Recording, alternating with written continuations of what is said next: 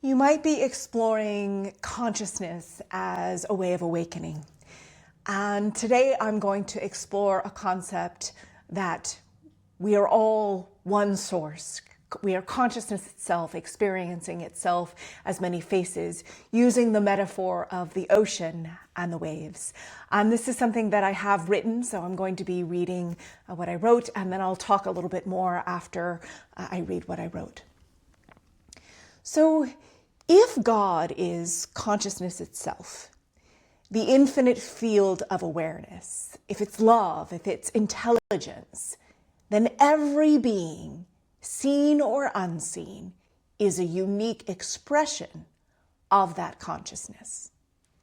Just as every wave is made up of the same ocean water, yet each has its own shape and rhythm, so does every soul, every guide, every ascended master, every archangel.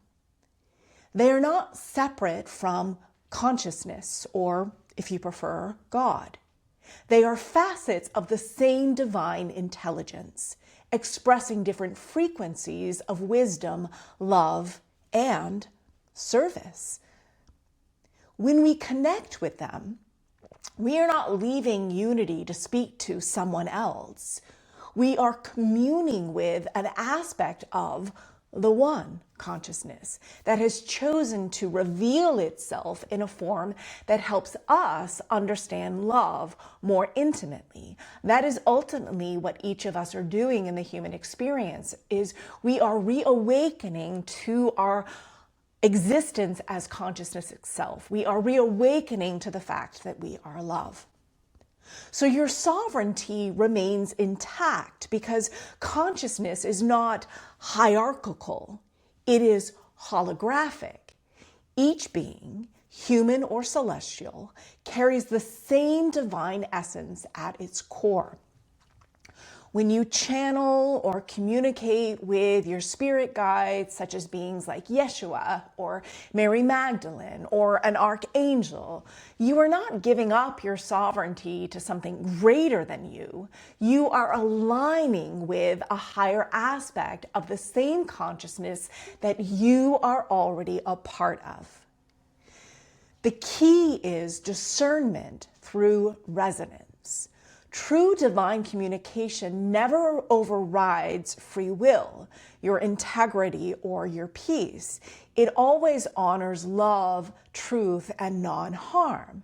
This is how you recognize a vibration that is authentically divine, or a vibration that is in its purest, healed state of consciousness, which is love, peace, and unity, and how you can discern if there is a level of consciousness that is unhealed. And a level of consciousness that is unhealed is a level of consciousness that believes it is separate, that believes that there is separation, that believes that it is okay to live in fear, to spread fear, or to hate, or to cause harm.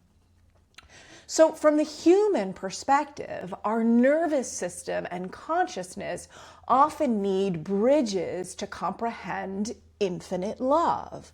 So beings of light, such as ascended masters, archangels, higher guides, they serve as archetypal mirrors of the divine qualities within ourselves.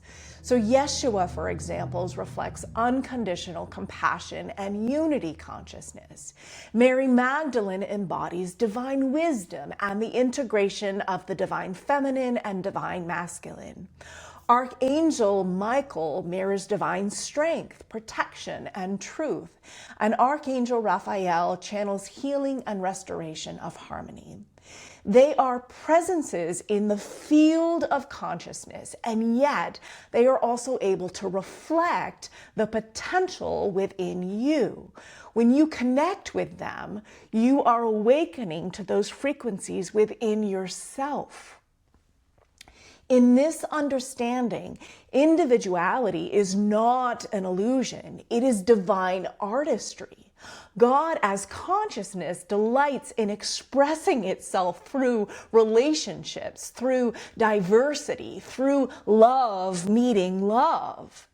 You can be both a sovereign soul, but you need to be fully accountable on your path. This is a huge responsibility to be a sovereign being and to act from love, causing no harm.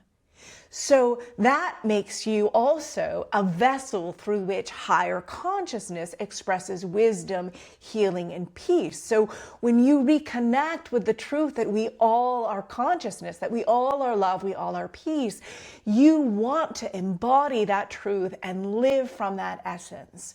So there is no contradiction here, only layers of intimacy within the one. So true channeling, true awakening is not giving away yourself to an external being. It is an opening of yourself as an instrument through which divine wisdom can flow while remaining grounded, discerning, and loving self-awareness. It is communion, not possession. It is co-creation, not submission. And when it comes from love, it always leads to greater peace, clarity, and unity. Never fear or dependency or hate or stories of separation or stories of hierarchy or stories that it is okay to cause harm. You, the archangels, the masters, the trees, the stars, are all expressions of one consciousness exploring itself through infinite form. Individuality is not separation. It is consciousness meeting consciousness in new ways. It is God meeting God in new ways. So when you honor your sovereignty and open to divine communion, you become a living bridge. Love speaking to love, light recognizing itself. So think about this. What kind of a God do you want to be? Do you want to be a God that causes harm and suffering to others and sees themselves as all powerful and thereby better than others, thereby denying aspects of yourself? Or do you want to remember that we are all the same consciousness, given the honor and the responsibility to express that consciousness through love and peace so that we can all experience love and peace? I'm not going to tell you which is right, but I am going to invite you to do your inner work to understand why you might want to be in a position of power causing harm. Really reflect on that, because it is a huge responsibility for us as human beings, as vessels of consciousness, to coexist with one another. If you found this message helpful, I hope you'll consider reading my book, The Divine Within, Healing Ourselves to Heal the World, which is available on Amazon and other online platforms.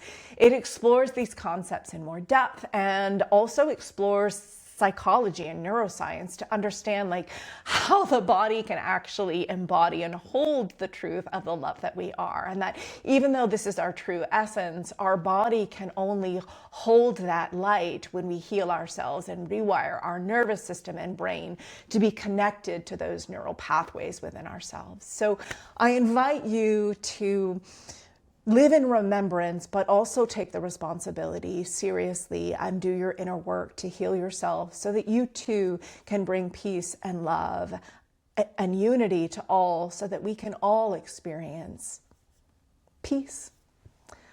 Love you so dearly wherever you are on your healing journey, and know that I trust that you will find your way when you feel the time is right.